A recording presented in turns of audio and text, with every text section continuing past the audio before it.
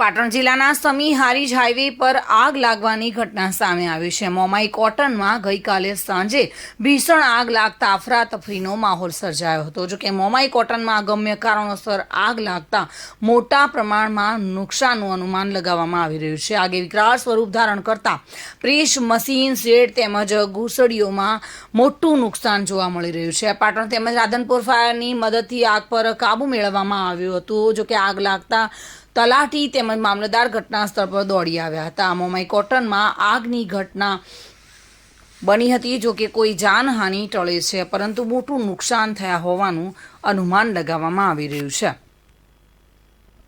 પ્રવીણ યોગી સાથે bureau report, today Gujarati news.